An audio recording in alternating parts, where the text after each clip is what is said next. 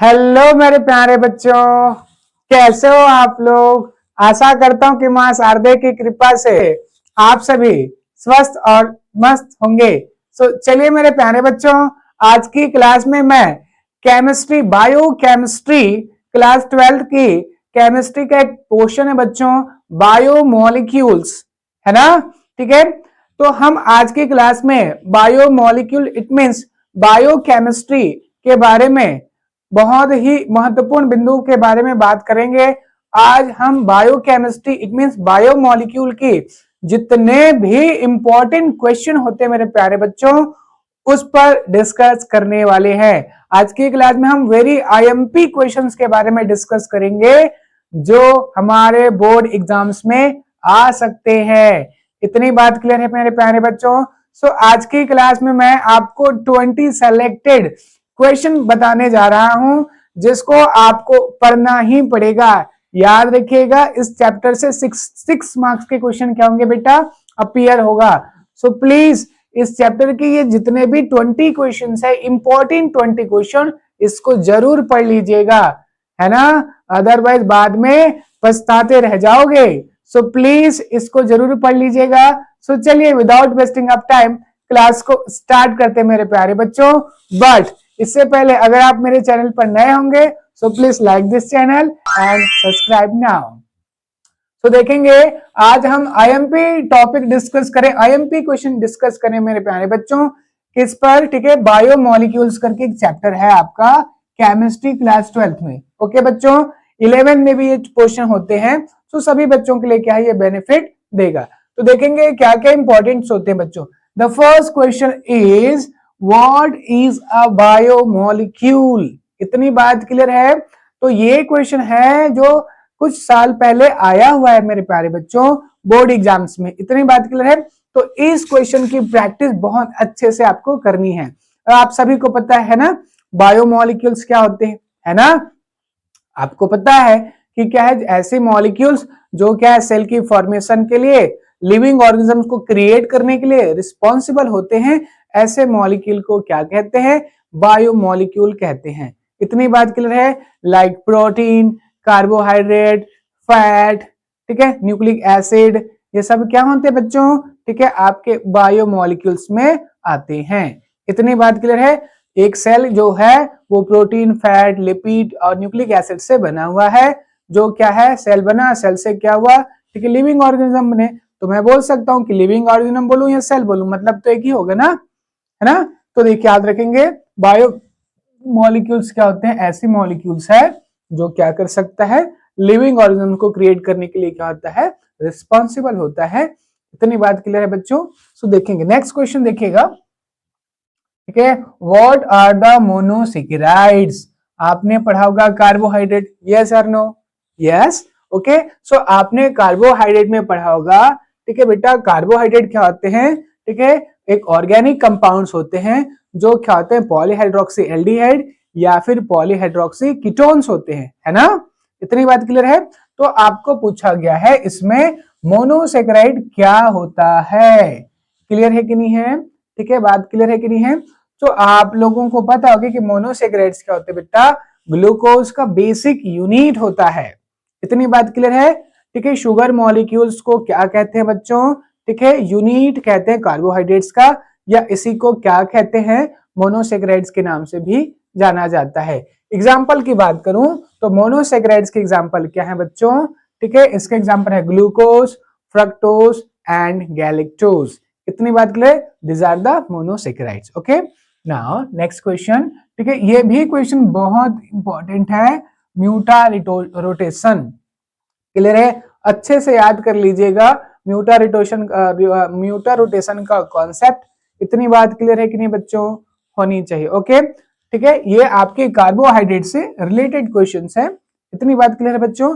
ना next question, ठीक है, एनोमर, ठीक है, एनोमर हो या एपीमर, ऐसे क्वेश्चन आ जाते हैं मेरे प्यारे बच्चों, क्लियर है कि नहीं है। ये ग्लूकोज का ही क्वेश्चन है, एनोमर या एपीमर, ठीक है। ये भी क्वेश्चन क्या है, आपके बोर्ड एग्जाम्स में आ चुके हैं। प्लीज इसको अच्छे से रीड आउट कर लीजिएगा, ओके, भूलना नहीं है।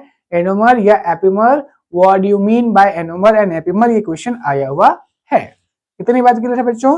Now next question is what is a glycosidic bond. Clear है कि नहीं है बेटा। ये भी किसका क्वेश्चन है, कार्बोहाइड्रेट्स का ही क्वेश्चन है। जब दो मोनोसेक्राइड्स आपस में क्या हो जाते हैं, लिंक हो जाते हैं बच्चों, है ना, क्या हो जाते हैं, लिंक हो जाते हैं, लिंकिंग होते हैं। तो कौन सी बॉन्ड के थ्रू होते हैं, एक ग्लूकोज दूसरे ग्लूकोज से अटैच्ड हुआ तो कौन सी बॉन्ड बनेगा, यहाँ पे ग्लाइकोसाइडिक बॉन्ड बनते हैं। इतनी बात तो आपको पता ही होगा, है ना। Okay, now next question is, ठीक है, amino essential amino acids, what are the essential amino acid. ये भी क्वेश्चन आया हुआ है बेटा बोर्ड एग्जाम्स में। मैंने जितने भी ऊपर के क्वेश्चन बताए ये वेरी आईएमपी है, इसलिए इसको स्किप नहीं कर सकते। Okay, now next is what are the essential amino acid. देखिएगा अमाइनो एसिड टोटल 20 टाइप्स के होते हैं बच्चों, जिसमें से 10 कैसे होते हैं, एसेंशियल अमाइनो एसिड्स होते हैं, और 10 कैसे होते हैं, नॉन एसेंशियल अमाइनो एसिड्स होते हैं, है ना। ठीक है, तो इसमें से पूछा गया एसेंशियल अमाइनो एसिड कौन सा होता है। तो याद रखेंगे हमारी जो क्या लिविंग ऑर्गेनिजम्स की जो बॉडी पर नहीं बन पाता है। देखिएगा कुछ जो आपके क्या अमाइनो एसिड है जो बॉडी बना सकता है, लेकिन सारे टाइप के अमाइनो एसिड को नहीं बना सकता। तो जो नहीं बन पाता जिसको हम फ्रूट से लेते हैं उसको कहते हैं बेटा एसेंशियल अमाइनो एसिड्स। इतनी बात क्लियर है। Now next in zwitter ion, ये भी क्वेश्चन बहुत ज्यादा इंपॉर्टेंट है। और ये क्या है बेटा, ठीक है, ज्विटर आयन का मतलब क्या होता है, ठीक है, आपको पता है अमाइनो एसिड के में पॉजिटिव चार्ज और नेगेटिव चार्ज अगर जनरेट हो जाए तब उसको क्या कहते हैं, ज्विटर आयन कहते हैं। इतनी बात क्लियर है कि नहीं बेटा। ठीक है, ज्विटर आयन कैसे होते हैं, एम्फोटेरिक नेचर का होता है। इतनी बात क्लियर है बेटा, आनी चाहिए। ओके, नाउ नेक्स्ट ये किससे रिलेटेड क्वेश्चन है, अमाइनो एसिड से। Okay, so what you mean by peptide bond. So very IMP questions. Okay, इसको भी आपको स्किप नहीं करना है। ठीक है, what is a peptide bond, clear है कि नहीं है, ये क्वेश्चन आया हुआ है बच्चों। सो याद रखेंगे दो, एक है ग्लाइकोसाइडिक बॉन्ड और एक है peptide bond. Glycosidic between two glucose form होता है, और जो पेप्टाइड बॉन्ड होते हैं ये क्या होता है, बिटवीन टू अमाइनो एसिड, ठीक है, क्या होता है, फॉर्म होता है।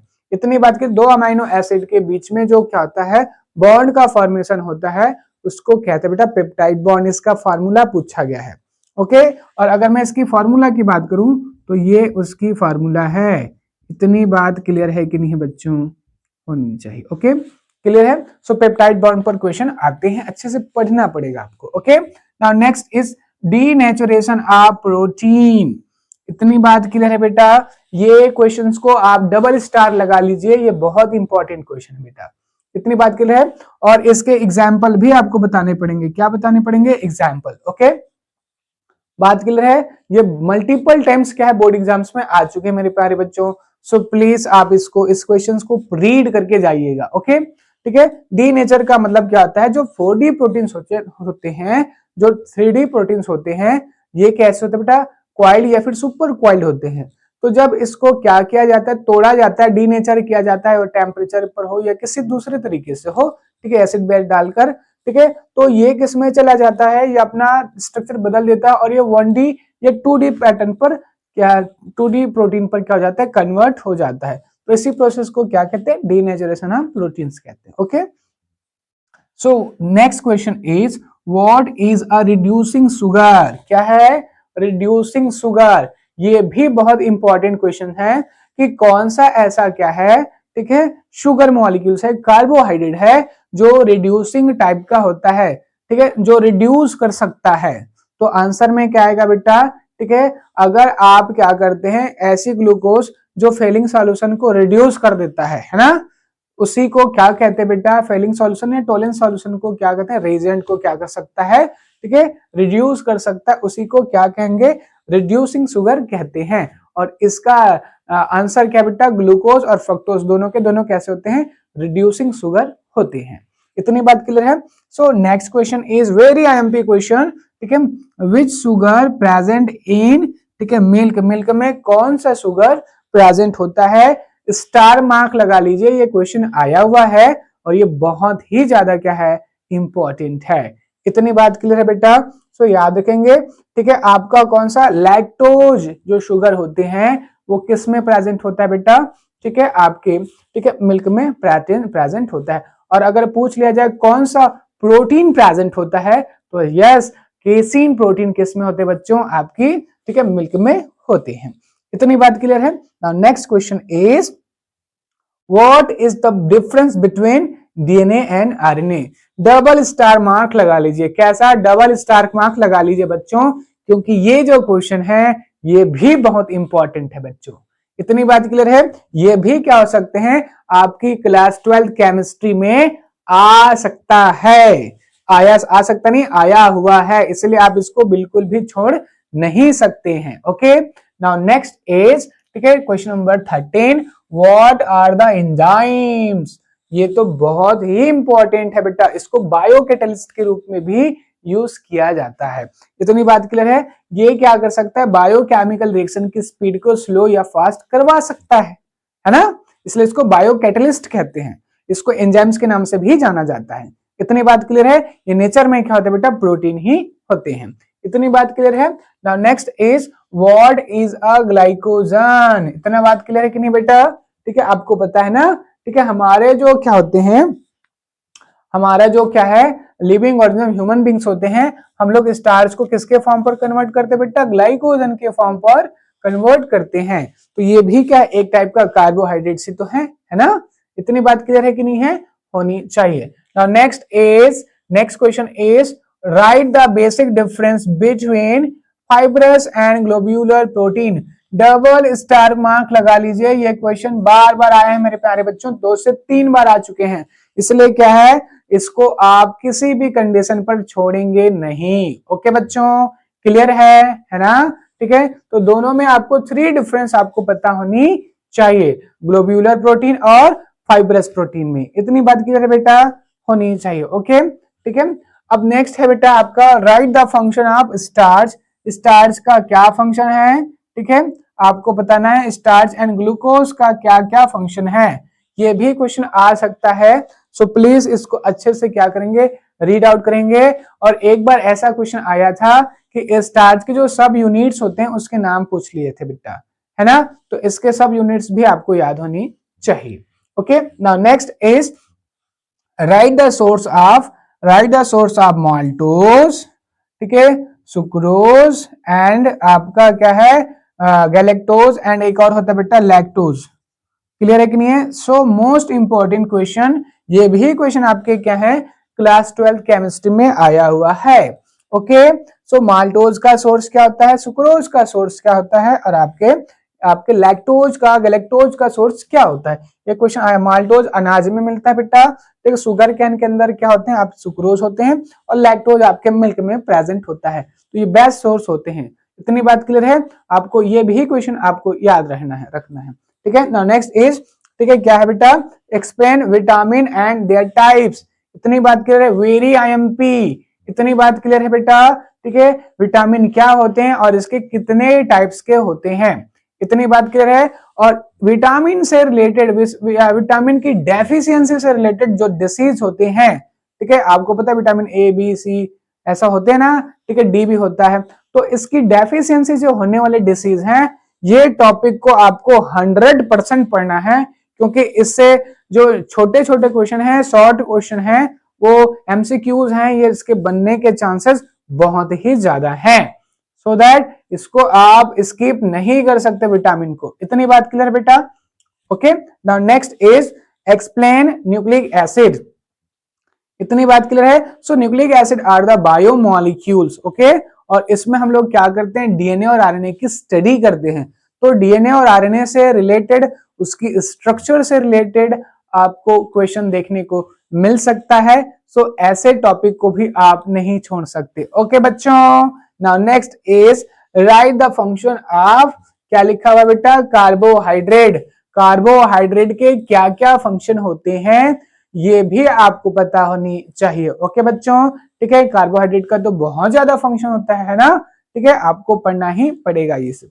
Okay, now next is explain structure of glucose and fructose.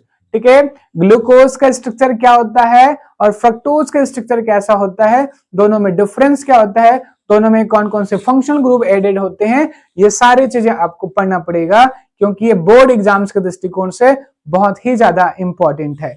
इतनी बात क्लियर है बेटा, होनी चाहिए।